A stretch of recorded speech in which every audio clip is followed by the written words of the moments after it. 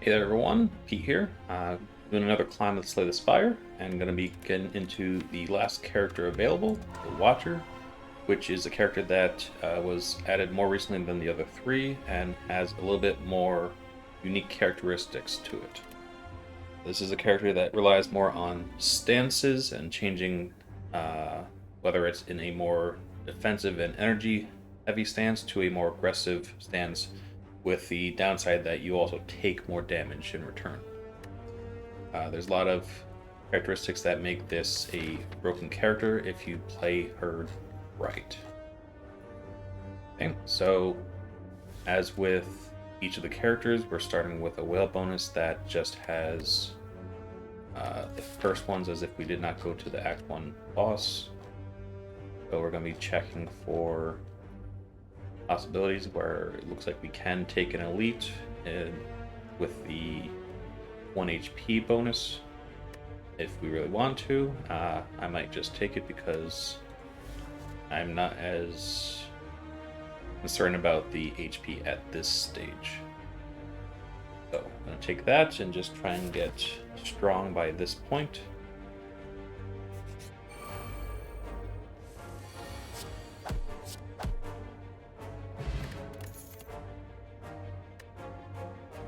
And this is where we start to see some of the interesting cards that they have, where some of them rely more on combos of cards that are of the same type, so attacks and attacks. We have ones that will manipulate the stance you're in.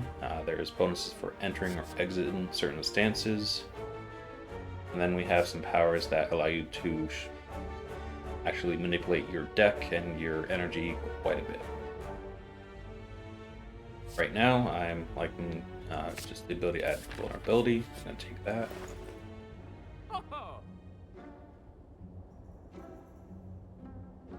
And at the first shop, we are immediately greeted with a couple of new cards that have some new keywords. Retain. This is where it's a card that will just stay in your hand. It will not be discarded. Something that happens with the Watcher, you don't get to choose which one, and instead it just is one that will stay in your hand the whole time until you play it or discard it. And then there's some bonuses, some powers that will actually reduce the cost of them while they're in your hand, so there's some synergies there as well. Protect's a good card just because it's a card that will provide a good amount of block. It won't have to cycle through our deck once it's in our hand. And I think pairing that with Potion will help a bit with later elites. At least it'll give us the ability to combat the sentries if we encounter them, or some AoE, while having some block to keep us going. Okay, so transform a card. Gonna follow the same pattern, strikes, consecrate, so we have some extra AoE for very low costs.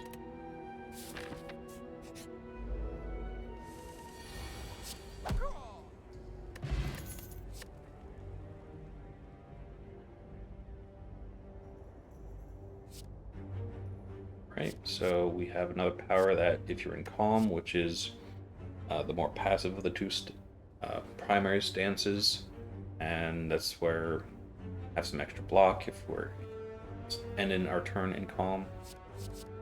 We have Sash Whip, which will be another combo for attacks.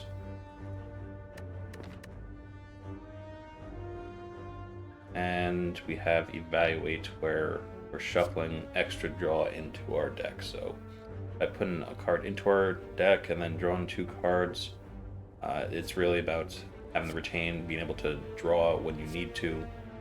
I'm going to skip this for now. Okay, so we're going to another shop that we can't really buy anything. Then we're going to go into the Elite with Lagavulin. And we get Gremlin. Pretty good relic up front. Now we have another set of deck and draw manipulation. We have called Scry. And this is where you look at how many cards you are about to draw. You can discard any of them to basically skip over ones that you don't want to draw right now or don't need, and you want to get to a better set.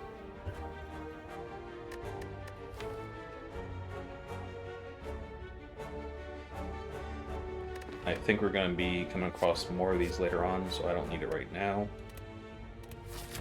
But I'm going.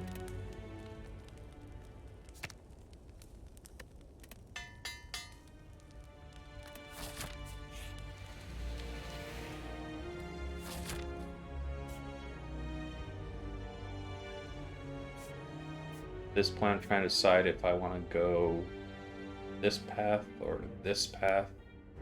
Main benefit here is going to get a question mark and a fire before we get to a potential elite, whereas this way we can get 2 or 3 question marks for an elite if we really want to. I'm liking the path with the fire just for more upgrades and a little bit less question marks, just because there's not as many here that I'm particularly interested in just yet. Okay, so we have our first real combat here, where we actually have to do something. We have to calm. The benefit of calm is that once you exit it, you get some extra energy. So if you combo this with another stance, you can actually boost through the turn and deal a significant amount of damage in a very short amount of time.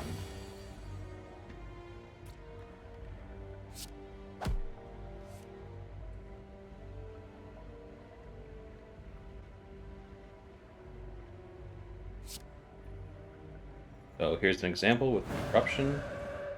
It puts us into Wrath, which means that we will deal double damage, but we'll also receive double damage from the opponents. Since we're not being attacked, it's not a big deal, and also because we're going to end the fight here. So you got to be very careful about ending turns while in Wrath. You have to make sure that you can actually take the amount of damage you're about to receive, or have a way to get out of the stance before you're taking damage.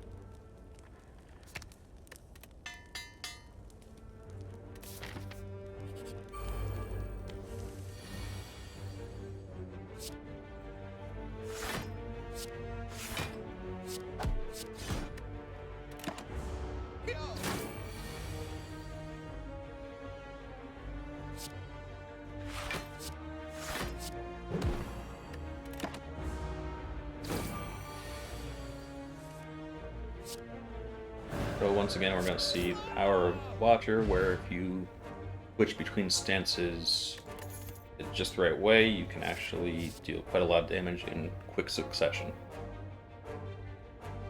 So now we have a few cards worth considering. We have Empty Fist, which is an attack and exit in stances. So this is where if I'm stuck in Wrath, I have something I can use to exit it.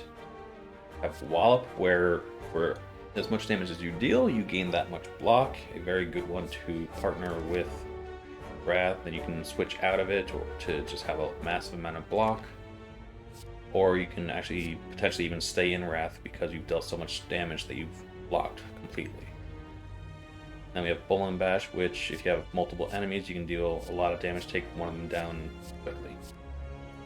Okay, so I'm going to take Wallop, go for the elite.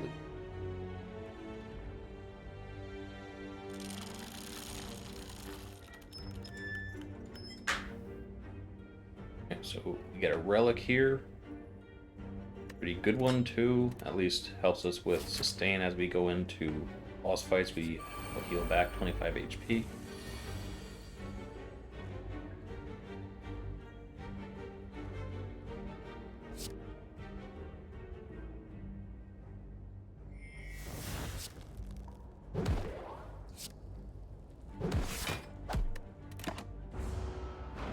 So there we got to see just how well it can be used to be both offensive and defensive at the same time.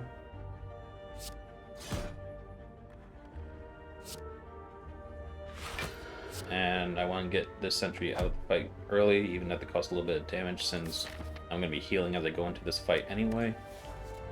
So letting this sentry die on my thorns is a good way to go, even if it cost me the extra energy.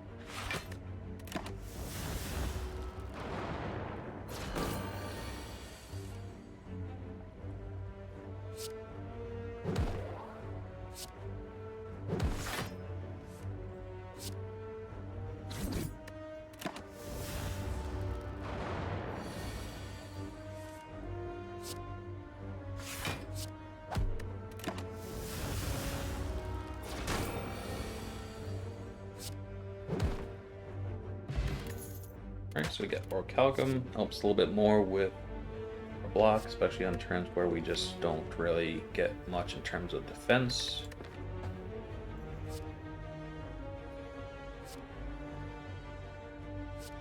Just 3 cards that I don't think I need or want. And I'm gonna just skip here, go to Campfire. Don't need a heal because as I go into the boss fight, I'm going to heal up the full anyway, so I might as well upgrade a card. And for this, I think I want to make Eruption a little bit more attainable. Make it so I can switch between them a little bit easier.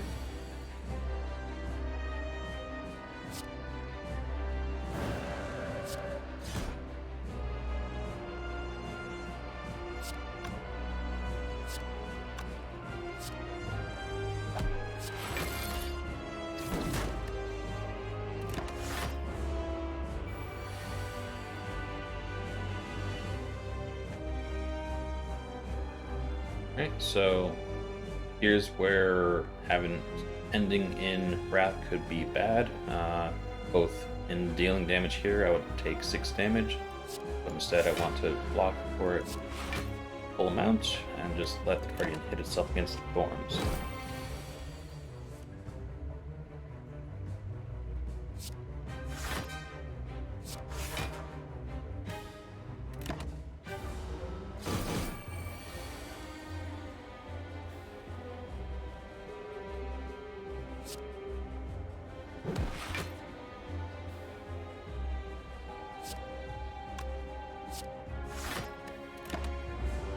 So for this particular fight, obviously not dealing a lot of damage myself and letting the Guardian deal more damage against me, focusing more on making sure that I can just sustain staying alive. I don't think my deck is particularly offensive enough just yet.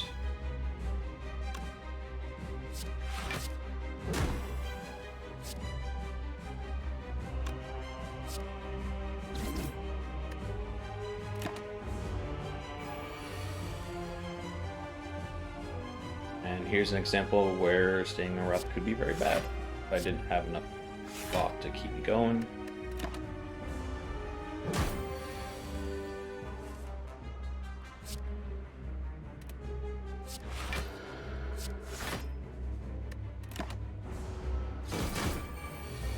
Luckily enough, we're able to get out of it in just the right amount of time. Keep on going. Have now, or we can full block as long as we use our one miracle.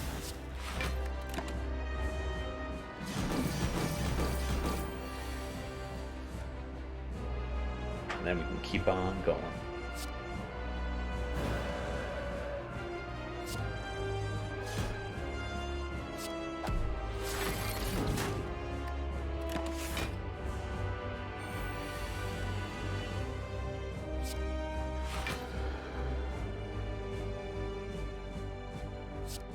As the fight's nearly over, at this point I'm going to just take a little bit of damage to just end it a little bit sooner.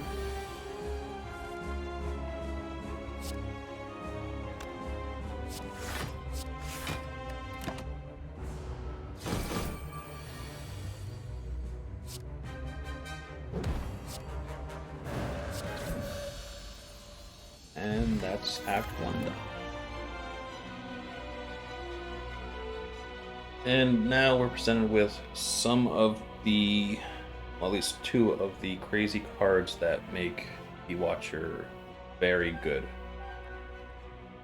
especially when you can combo them in very specific ways.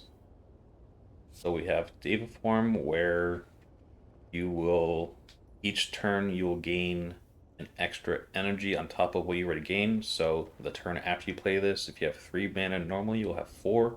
The turn after that, you'll have 5 mana, and then just keep on going up and up from there. So you can eventually just make it so that you can play everything in your hand if you really want to, without concerns for energy. Then we have Omniscience, where what it will do is it will allow you to choose a card from your deck, and you can play it twice. If you compare this up with a second Omniscience, you can actually play multiple sets of cards in quick succession without having to pay more than 4 mana. And then if you pair that together with, say, Deva Form or some breaking cards that you want to play multiple times, even if they're exhausted, it allows you to do quite a heavy amount of damage and just really go from a normal run to a broken run right at the end of Act 1.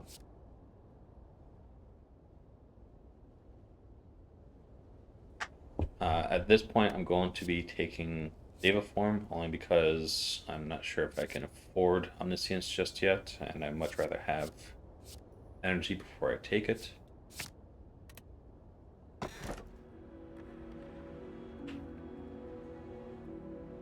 And now we're presented with 2 energy relics and the Runic Pyramid.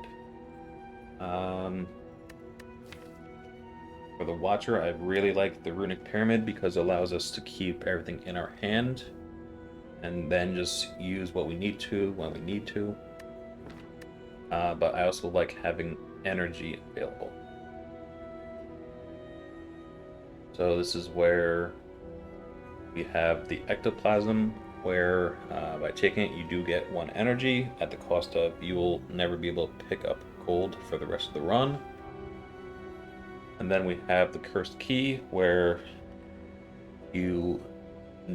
once you open a chest, and each time you open a chest, you'll also obtain a curse. You don't get a choice, it's something that's put into your deck upon opening the chest. The only time you can not take it is by skipping over the chests and surrendering the relics that come with it. Of the two, I like Ectoplasm a little bit more because I can just go to a shop early on in the act and just rely more on picking up cards instead of buying them.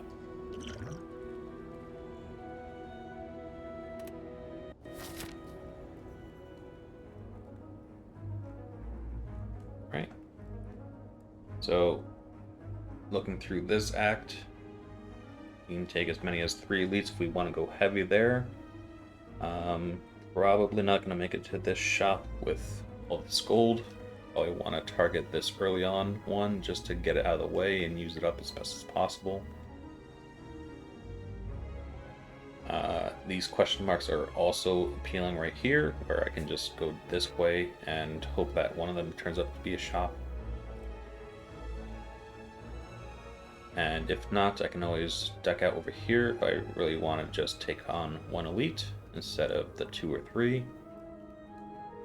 And I think I like that path the most.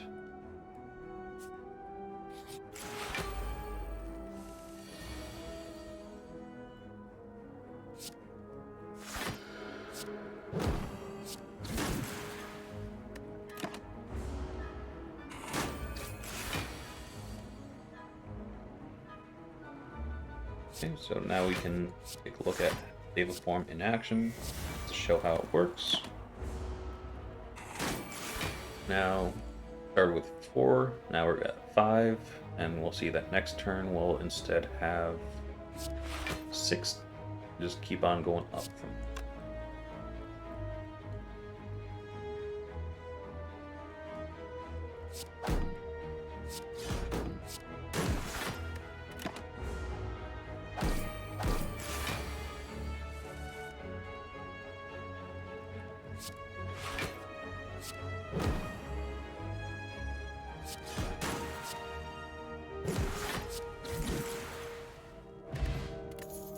And due to good card draw, was able to actually end that fight a lot faster. And now that we have more energy, and we're going to have a lot of energy, having draw and scry actually helps out quite a bit. Evaluate is also a good card to consider here. And then there's protect as well if we actually want to have more defense in our hand. I like the draw right now and manipulation. I'm going to take that. And we are granted with apparitions very early on. One of the reasons why I like taking question marks in Act 2. And with Watcher having Wrath tied together with apparitions, very powerful combo with each other. And we're going to continue on from there. Alright, so here we get to play a short game of memory. And if we make any matches, we automatically keep those cards. Got an eruption.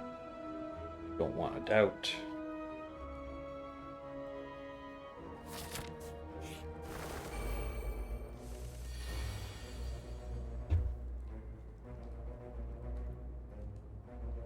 Okay, so now we have birds.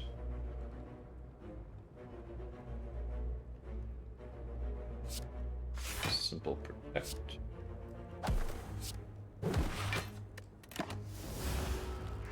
Now, the birds and thorns always make for very easy fights because they basically just kill themselves against it.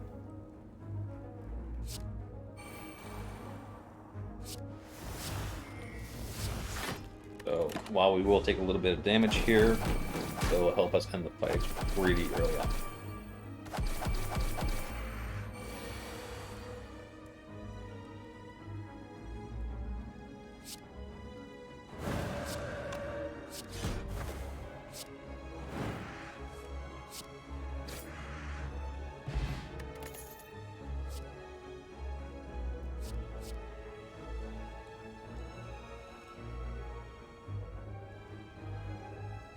Okay, so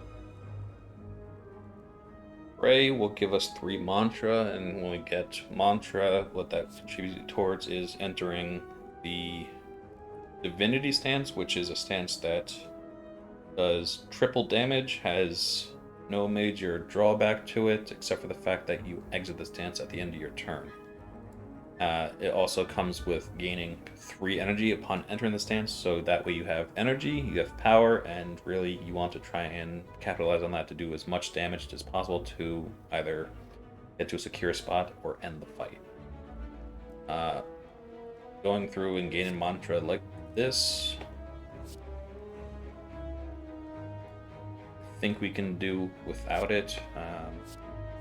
I would much rather have a couple other cards that are available to really gain mantra more passively. Having the draw, though, would be potentially useful. Evaluate is a block for insights and draw right there. And I think we're good on block at this point. It would be more about taking it for the draw. And Windmill Strike, where it's retained, but it will gain damage for every time it stays in our hand.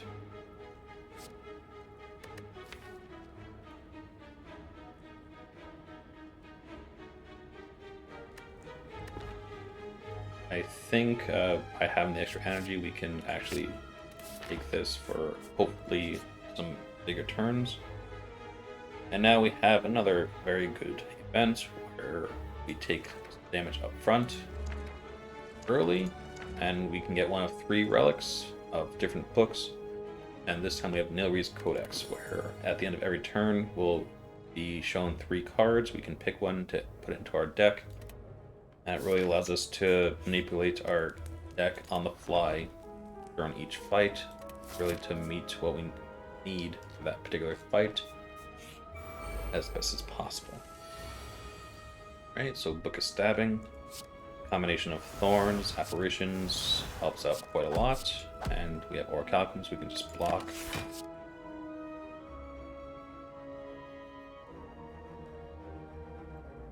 And skip.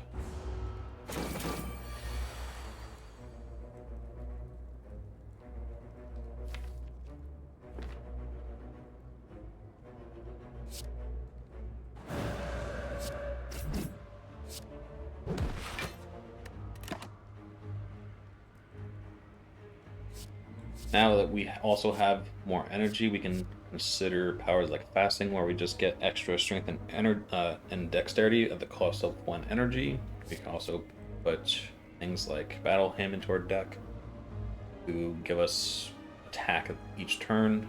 They each cost 1, so it's really about, do you have the energy to sustain it? And I think I'm going to just skip over Indignation. I'm going to take Fasting just to have it.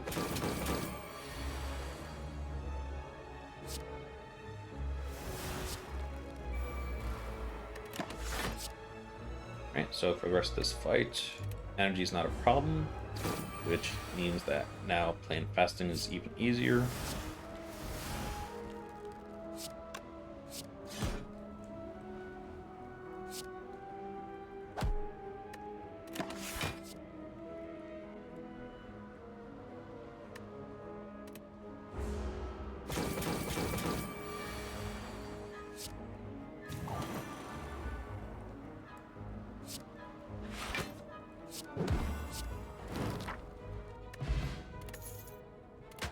Fossilized Helix. This is where the first time we take damage, it'll be prevented, so we get 1 free hit for each combat. Alright, so Flurry of Blows. This is a card that will re-enter your deck or your hand from your discard pile every time you change stances. It's good for small combos, or really if you're going to be going back and forth between stances. It will help quite a bit in quite a bit of extra chipping damage and getting you just over the edge. We have Master Reality, where every time a card is created during combat, it will actually be upgraded. Because we have Nilry's Codex, every single card from Nilry's Codex will get upgraded, so worth considering here.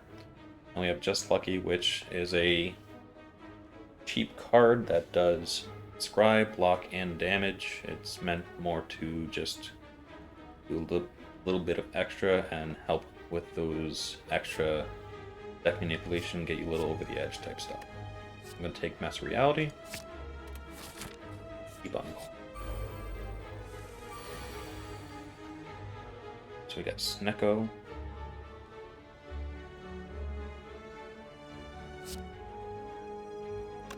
And part of me wants to take it down a little bit faster, so I'm actually going to have vulnerability and try and get through this a little bit quicker.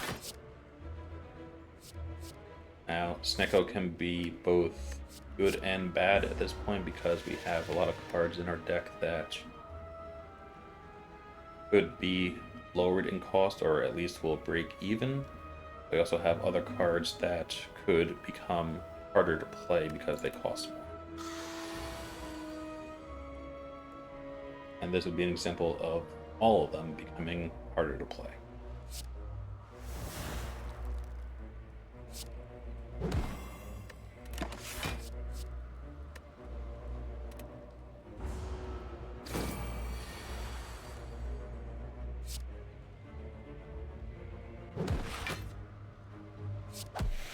So much better to end the fight earlier rather than later, just because that could quickly get out of hand. And with a very small health pool, if we burn all of our apparitions, it would be a lot harder for us to stay alive. Okay, so Bottle Tornado, look at powers to see if we want to bottle them. Basically, you want to start every combat with Deva form ready to play, and just because it's ethereal, we have to think about really we will or will not play it during that very first turn, and rely on making sure that we can stay alive past that first turn, but from there becomes a much easier fight each time. And then our other option is Master Reality, where really it can combo with Nilry's Codex and make sure that we're upgrading things early on.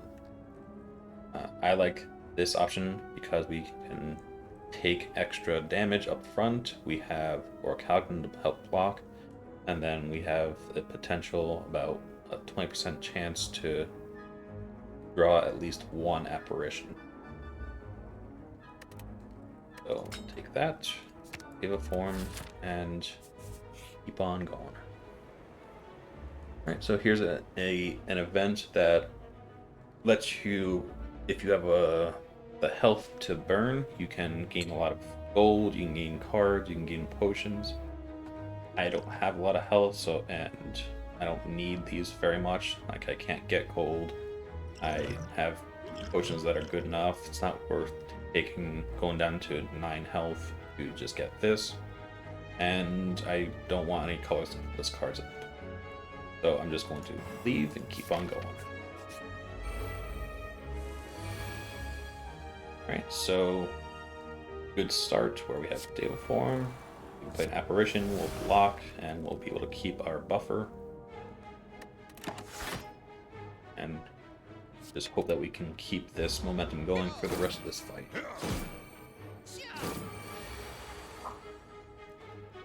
Okay. When facing the slavers, tend to take this one out first because this is the one that can do the ensnare, making it a lot harder to really keep on attacking. And that's good.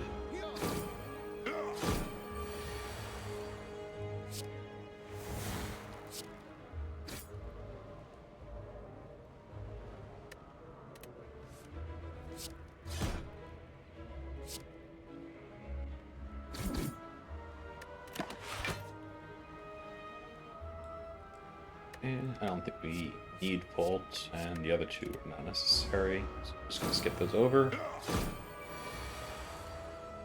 And Ragnarok just...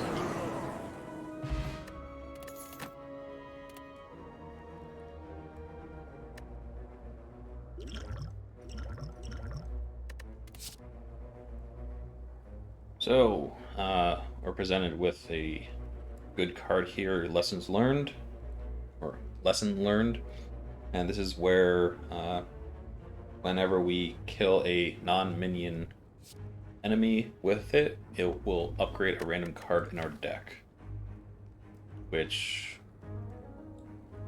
just given how we're set up, we don't have a lot of upgrades right now. We want to probably get going on that. It's a card I actually want to take.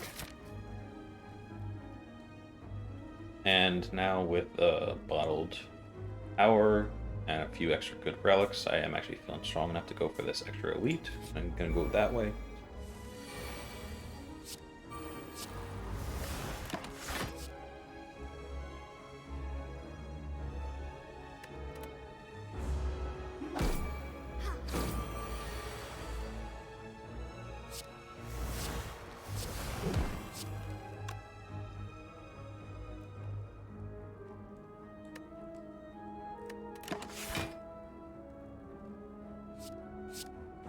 So, as each of these card choices are being presented to me, I'm not describing a lot behind why I'm picking them, just because there's a lot to really say there, or at least a lot to think through, and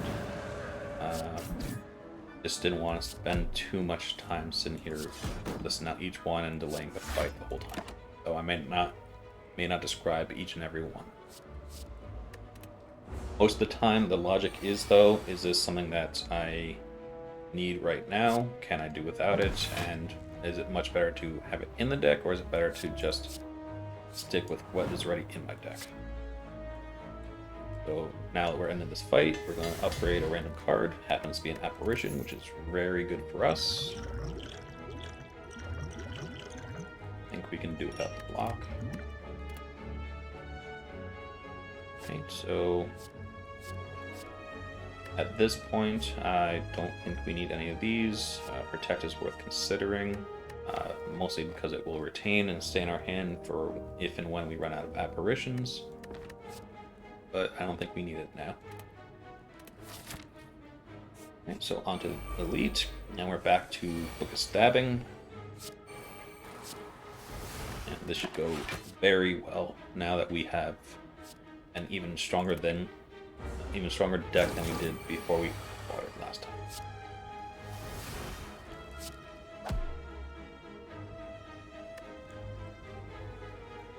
I'm hoping that I can cycle through this and get it just right to where I can actually use in the book of stabbing. This is one of the fights, though, that I may not be able to do it, so if I come around to it again, I'll probably use it. Alright, so because of this apparition won't exhaust at the end, or it won't disappear, I'd much rather just full block.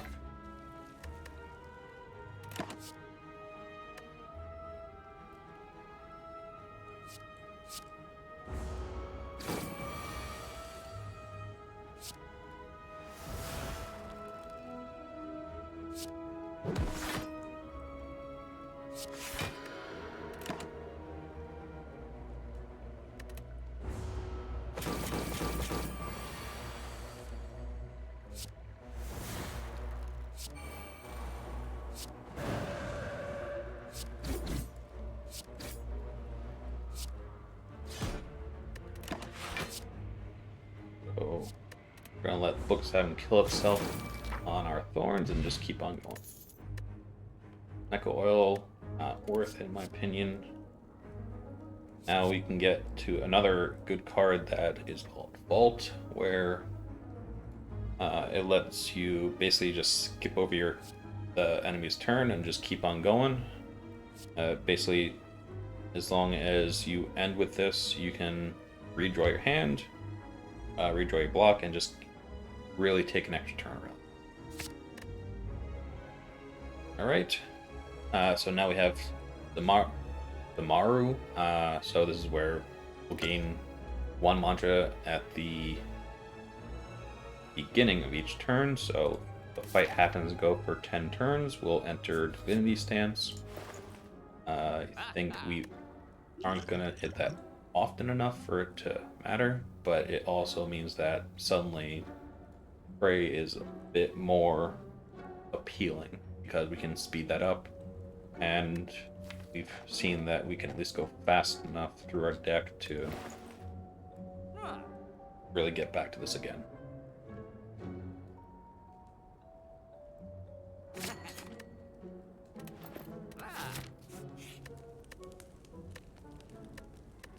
So I think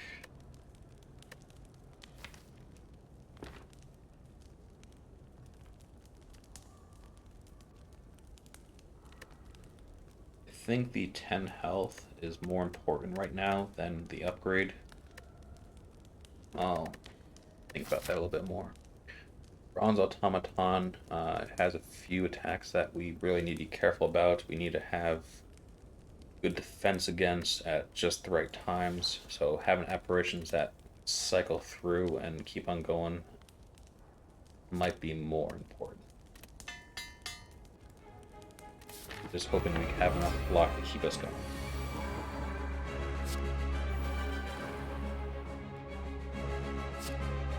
And we're starting out wasting at least one. I think I'm going to actually use Ritual and proceed on.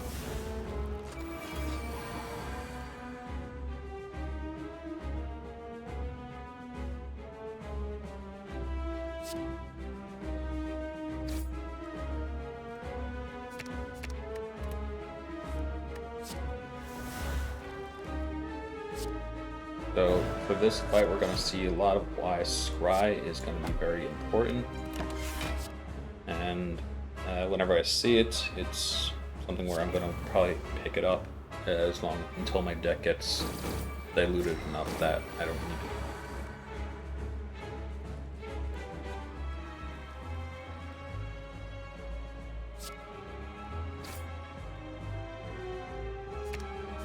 So Fatal, using this on minions, or basically anyone that has the minion tag, it will not work, so I'm not going to waste it.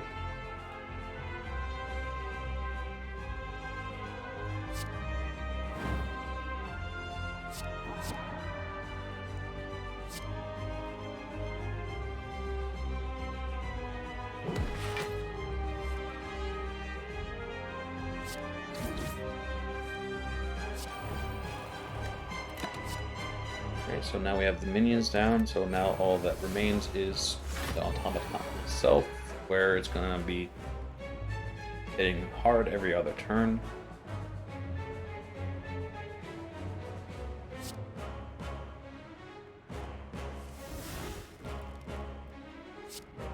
So having some good block will help quite a bit.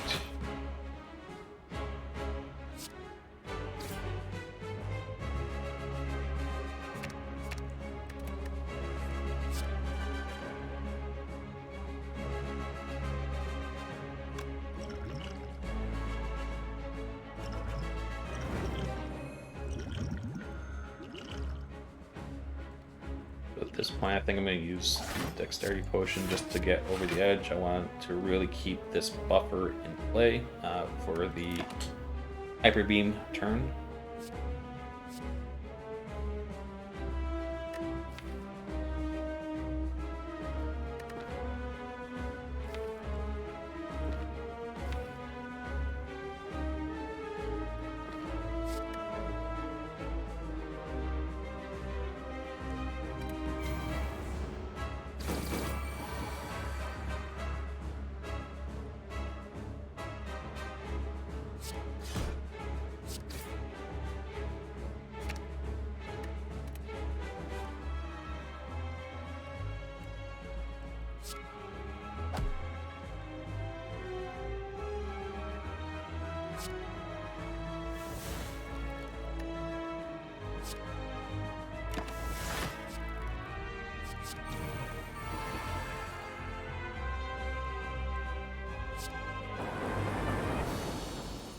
Okay, so got through that a lot easier than I expected. Probably could have done with one or two fewer potions. And now we are presented with Omniscience again. And now we also have Ragnarok, which I've used a couple times already to deal a lot of damage very quickly. And energy is not going to be a big concern. I think I like both of them. I think I like Ragnarok a little bit better because it stays in our deck and it allows us to end fights quickly, and this is a deck that clearly likes to end fights very, very quickly. So being able to speed that up as needed helps a lot. Okay, so now we have an Energy Relic, the Velvet Choker, but we can only play 6 cards per turn, and they'll just stop us from playing anymore. We have the Sacred Bark, which will allow us to have our potions be doubly effective, so this will give us 10 dexterity, this will deal 20 damage to all. I actually don't know what it will do with Blessing of Forge, it might just be ineffective. And we have Black Star, where every elite will drop 2 relics instead of 1. I think we're good on energy. I don't think I want the potion, and being able to pick up an extra couple relics in the next act seems like it's the best choice. Okay, so the Act 3 boss is going to be Mr. Snailman, Time Master, so we're only going to be able to play at 12 cards at a time at most, and then I'll just cover more about that later on, but it helps us plan out our deck a little bit better. Okay, so now that I have Black Star, I really want to prioritize getting into elites. Looks like the most that can be gotten is 2. And I think I'm going to take this path here. And from there, I have 3 choices, so once I get to this point, I'll reevaluate and see what direction I want to go.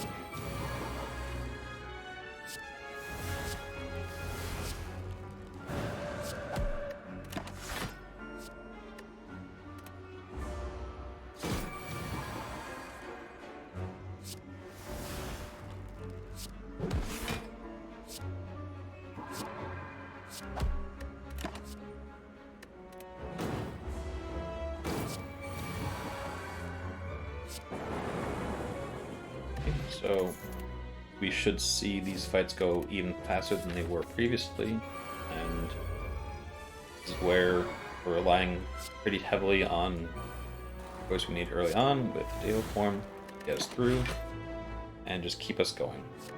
So like with the Silent and the Defect, these are fights where they feel like they're already won, and that's where the commentary just drops off a little bit because most of the decision making has already been completed. So I'm still going to try and cover thought process are how we can get just a little bit stronger, but I might actually fall a little bit more silent as we go through this one. What I can at least comment on is how at least I've always been a little less interested in how the Watcher came out. Part of it is just because really when it first came out, I didn't quite understand how to use it. I'm getting better at it, but even now I make a lot of mistakes with Watcher. It's very easy to miscalculate, and it just requires a whole lot of extra thinking, which really is what this game is supposed to be about. Just kind of is that unprepared part of it. So at least early on, the Watcher wasn't really something I was interested in. I avoided playing it for quite a while, but kind of use this as an opportunity to also really improve upon that, make sure I actually am playing the game in all its glory. This is a game that I just really enjoy. I feel like certain parts of it I didn't give it a lot of good chances, and that's where I'm just trying to fix a lot of that. Alright, so here, the max HP, it doesn't have as dramatic of an effect as it normally would be, just because we have much lower max HP. Don't think I want to put Madnesses into my deck, even though they come with the benefit of making things zero cost. I don't think we go through the deck enough times for that to matter. And then I just don't want to put a curse in my deck to heal for nothing, even though it really means we're just going to walk away. So we might as well just walk away with 2 fewer HP. So this is a fun enemy if you don't have apparitions. So the Transient is an enemy that has 999 HP, but it's only in play for a certain amount of turns. And the way you are supposed to fight it is that every time you hit it, it reduces its attack by that amount. So you need to either be able to defend for how much it's attacking for, or you need to be able to attack it for as much as attacking for to try and bring that down. Obviously we have kind of a cheat code here where we don't need to rely on that because we can get through this whole fight now without taking any damage. I can literally just hit end turn for the rest of the fight because we have 2 more apparitions, and then we also have the buffer to last out all of the turns. So I'm just going to end the fight here. So next time I encounter this, hopefully I won't have the ability to just skip over this, because otherwise this is a very fun fight. And it's even more fun to try and actually kill the Transient before it can actually leave the fight. Okay. So all these I think would actually make our deck a little bit weaker, so I'm going to skip over them.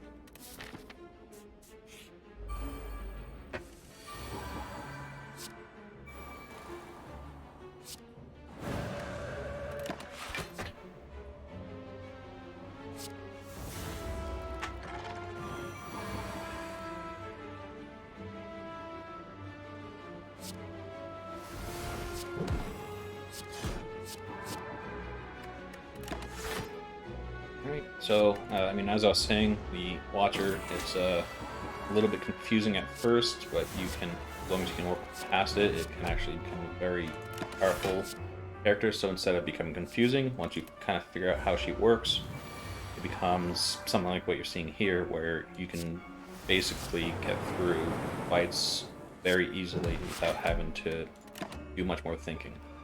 And that, at least for me, detracts from the fun, really, because really all I'm doing is automatically playing my cards, and once they're played, turn is over, and I can just, I'm not even really playing the game anymore, really. That's where it just, that's what does it for me. Okay? Having a game that you're not really playing, you might as well play something else. So hopefully we get some other runs really that aren't nearly as easy as this one is. And I guess the other part is, hey, we're on low Ascension, so it's not as big of a deal here because most of these shouldn't require a lot of learning or a lot of thinking, really. But at this, like, I mean, as we saw with the Ironclad, even if it's easier, I still want there to be some element of challenge. So we'll be addressing that as we go up the Ascensions and the ranks. Just getting cards out of my deck, my hand.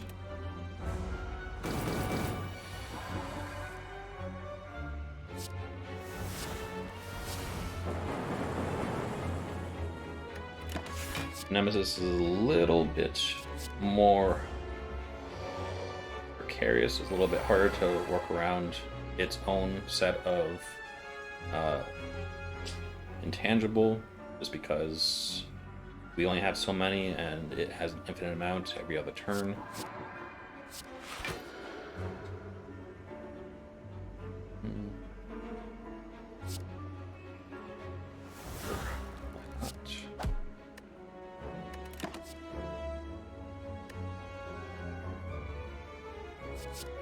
I think we can afford to play an attack every single turn now.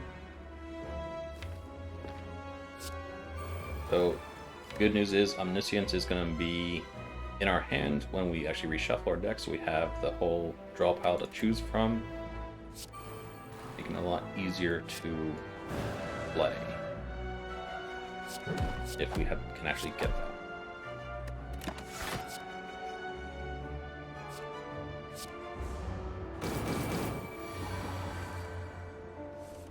So just to show how it works, you play it, and you can pick a card and play, it will just play them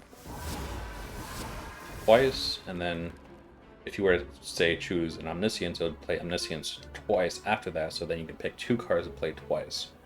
And the more Omniscience you have, the more you can just stack on top of each other. This fight is over once we get to next turn, because we can just deal the amount of damage we need to. Okay, so our relics are Tungsten Rod and Frozen Egg. And skip the cards. Frozen Egg probably doesn't do much at this point, unless we run into a few powers that we really like. But Tungsten Rod will reduce our HP by 1 less. So if, say, we're intangible and we're going to take 1 damage because we're not blocking for some reason, it will actually be reducing it down to 0. So every time we're intangible, we're actually going to take 0 damage. Okay. Stance Potion, I don't think I need. And I'm just going to keep on going.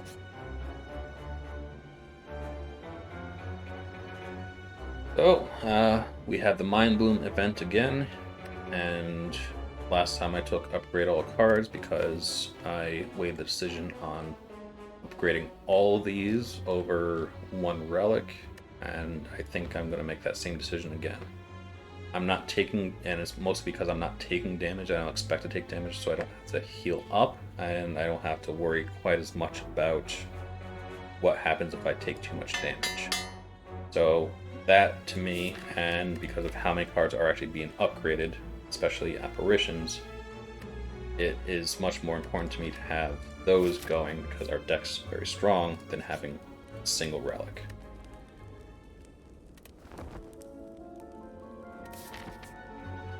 So now that I'm feeling even stronger than before, I'm going to go this path here and get this shop, see if we can pick up any last minute things that we really want. And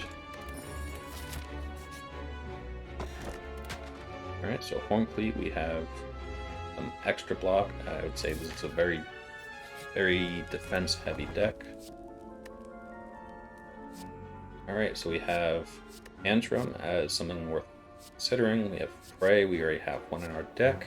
And we have Empty Body. I don't think we never ever really beat Exit in our stance, so Antrim is good for the multi-hit and put us into Wrath. Since we're not taking damage anyway, I think I'm going to take it.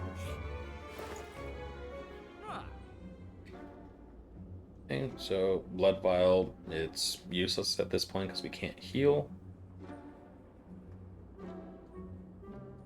Apotheosis does nothing because all of our cards are upgraded. So I think just removing a card from our deck is the way to go. And everything else we don't need. Right. So our triple Jawworm fight.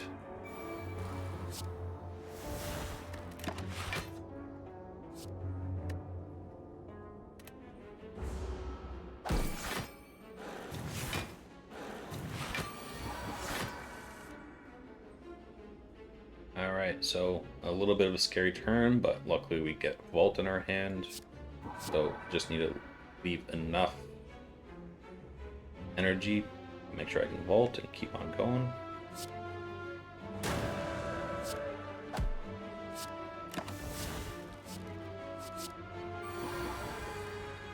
And that's more like it.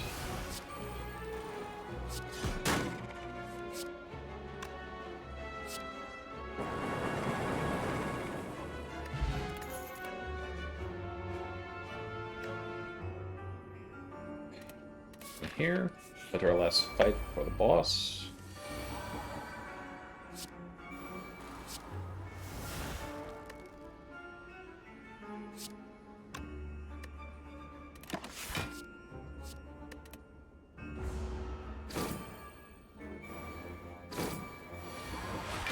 So the Reptomancer is an elite that will summon these swords that will always be in combat for 2 turns. First they'll attack for a small amount, but then they'll attack for a very large amount and then just die off.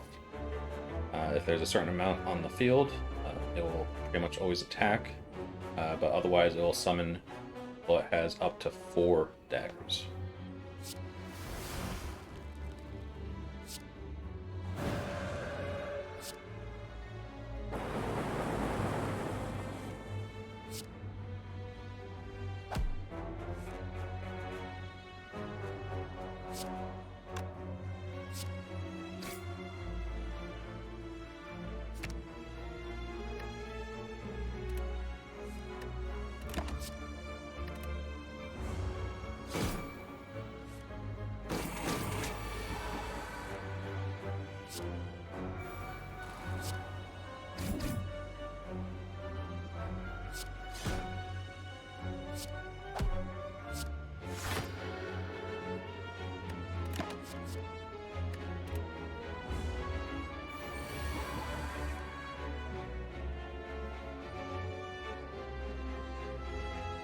Okay, so since I'm not going to be taking damage no matter what, I'm going to just get rid of 1 attack.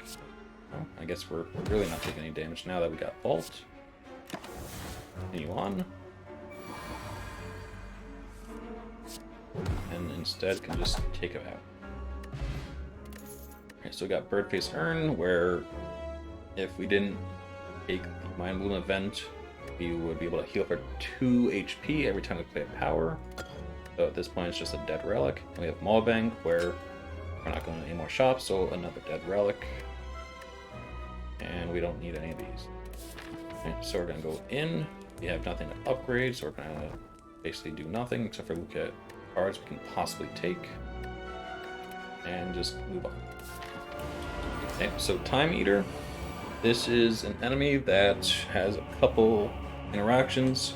The main one is every time you play a card, this counter goes up. Once it reaches 12, it automatically ends your turn, and then will increase the strength by 2. And the one other thing about the Time Eater is once it gets to half health, it will, half health or below it, it will regenerate back up to half health. It will remove all debuffs it may have, and then just continue on from there. That's a one-time split and will not impact the rest of the fight once you get past that point. So I think we had an okay opening draw. We had vault, so we can just kind of skip past it right now.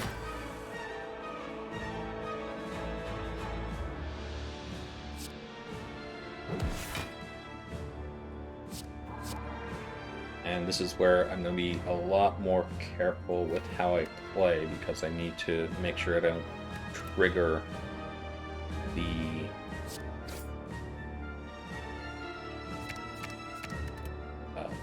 end turn when I'm at a point where I'm going to take a lot of damage. So I'm just going to concentrate a little bit more than I have been at this point.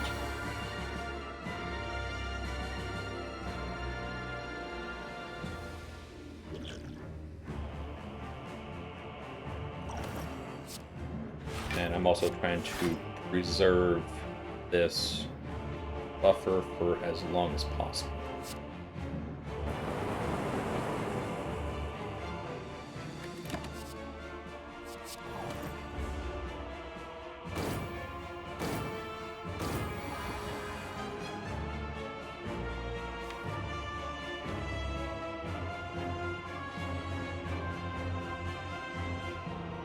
Alright, so this is where I'll show how this works. Once I play this, my turn ends, and if the Time Eater was attacking, it would increase its strength and then go into its attack.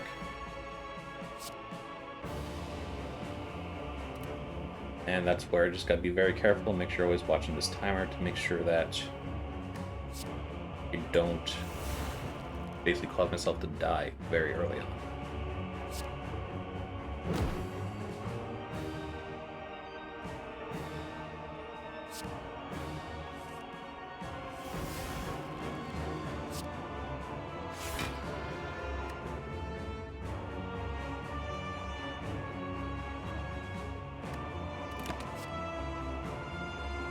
So I'm putting a lot of wallops into my deck because they're some very good attack and defense at the same time.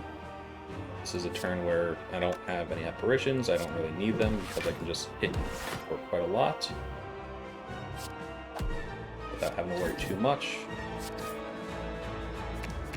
I actually could end this fight right here. And that's the Time Eater. So this demonstrated just how crazy the Watcher can get, as long as you get the right cards and you make some smart decisions about it. And that's about it, really. Now, this is where we now have all 4 characters unlocked. We're unlocking a lot of the cards that are available.